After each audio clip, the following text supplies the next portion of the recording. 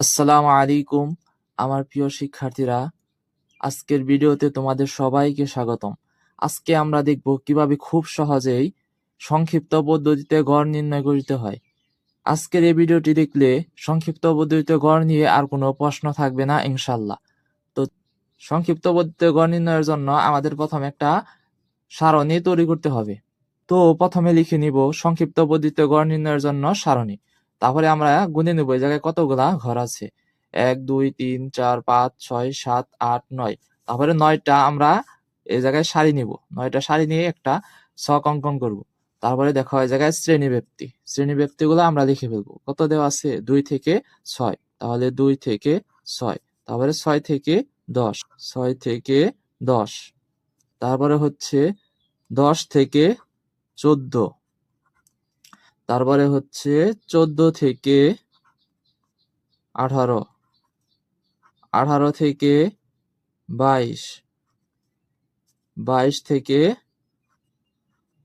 26, 26 থেকে 30, 30 থেকে 34।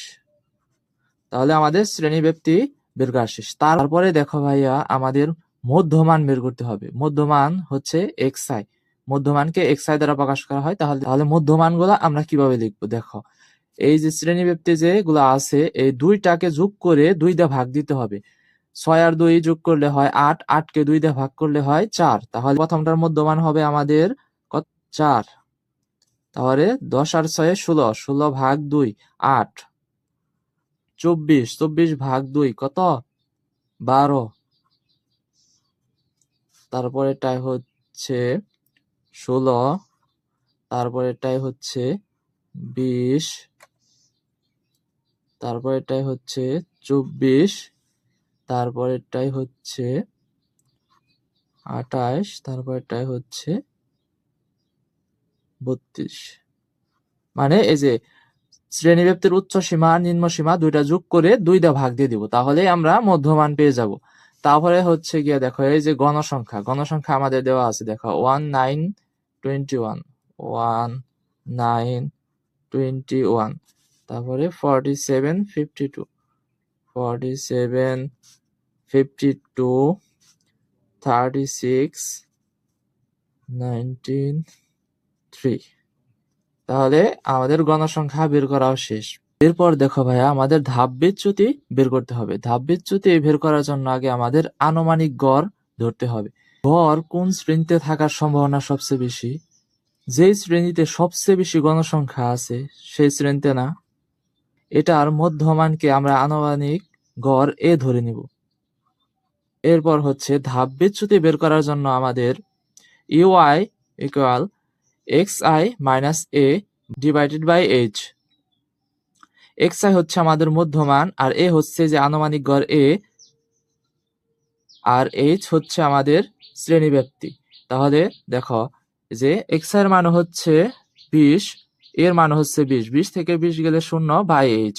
সুতরাং তাহলে আমরা ধাপ বিচ্যুতি আমাদের এটা হবে 0। একইভাবে ক্যালকুলেট করে উপরের দিকে গেলে আমরা পাবো -1, -2, -3, -4, এবং নিচের দিকে আসলে আমরা পাবো 1 প্লাস 2 প্লাস দিতে হয় না 3। এগুলা ক্যালকুলেট করে দেখতে পারো। আমরা উপর দিকে গেলে মাইনাস পাবো, নিচের দিকে গেলে প্লাসের মানগুলো পাবো। তাহলে প্রত্যেকটা শ্রেণী আমাদের বিচ্যুতি হয়, সেই বিচ্যুতিকে আমরা ইউআই দিয়ে প্রকাশ করব। এখন আমরা গণসংখ্যা ধাপ বিচ্যুতি FI/UI এর মান বের করব।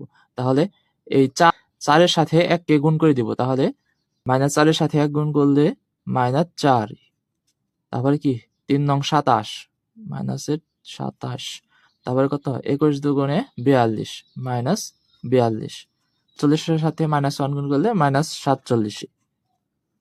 তারপরে দেখো এই 0-এর সাথে 52 গুণ করলে 0।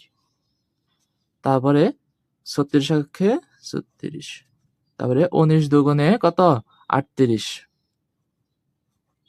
তারপরে হচ্ছে 3 তিরিকে 9। তাহলে এখন গণসংখ্যা সবগুলা যোগ করলে n সমান কত হবে আমাদের? 1 আর 9 10, 10 আর 21 হচ্ছে 31, 31 যোগ 47 যোগ 52 যোগ 36 যোগ 19 যোগ 3। সবগুলা গণসংখ্যা যোগ করলে আমরা পাই 188। তাহলে আমাদের n সমান সমান হবে 188। তারপরে দেখো এই যে গণসংখ্যা ধাপবিচ্যুতি মানে কি সবগুলা মান এখন আমরা যোগ করব। দেখো আমাদের গণসংখ্যা থাকবে, তার চেয়ে একটা সারি আমরা বেশি দিব এই যে মোট লেখার জন্য। তাহলে দেখো এই জায়গায় গণসংখ্যা ধাপবিচ্যুতি FIUI মানে এই সবগুলা মান যোগ করতে হবে। তাহলে দেখো এই জায়গায় আমরা এখন সবগুলা মান যোগ করব।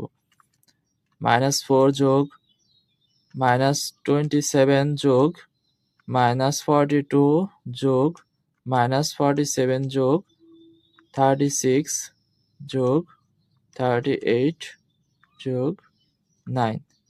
দেখো -37 আসছে। তাহলে সামেশন FIUI সমান 37। তারপর আমরা জানি গড় নির্ণয়ের ফর্মুলা এটা, মানে গড় নির্ণয়ের ফর্মুলাটা হচ্ছে এটা। তাহলে এই জায়গায় এখন আমরা সূচকের মানগুলা বসিয়ে দিব। আনুমানিক গড় দেখো তো আমরা ভাইয়া কত ধরেছিলাম এই জায়গায় 20 না, তাহলে আনুমানিক গড় হচ্ছে 20। তারপর শ্রেণীব্যাপ্তি h সমান সমান 4। দেখো 2 থেকে 6 এর মধ্যে ব্যবধান হচ্ছে কত 4। তাহলে শ্রেণীব্যাপ্তি কত? শ্রেণীব্যাপ্তি হচ্ছে গিয়ে 4। তার মোট গণসংখ্যা কত পেয়েছি আমরা 188। তারপরে আইতম শ্রেণীর গণসংখ্যা ধাপবিচ্যুতি এই যে FIUI এই সবগুলো যোগ করে আমরা পেয়েছি কত -37। তাহলে দেখো এখন আমরা মানগুলো বসিয়ে দিব। এর সমান সমান হচ্ছে 20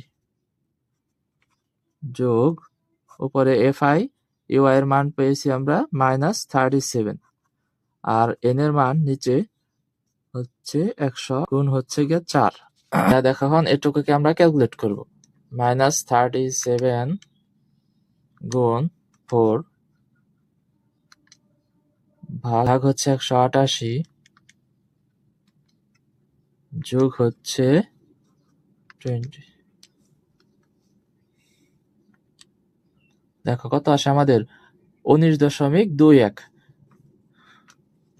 19.21 এটাই হচ্ছে আমাদের নির্ণয় সংক্ষিপ্ত পদ্ধতিতে গড়।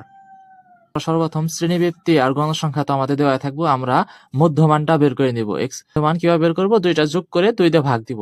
তারপর হচ্ছে গিয়ে ধাপবিচ্যুতি বের করার জন্য আমরা আনুমানিক গড় এ ধরে নিব সবচেয়ে বেশি গণসংখ্যা যে শ্রেণীতে ওটার মধ্যমানকে।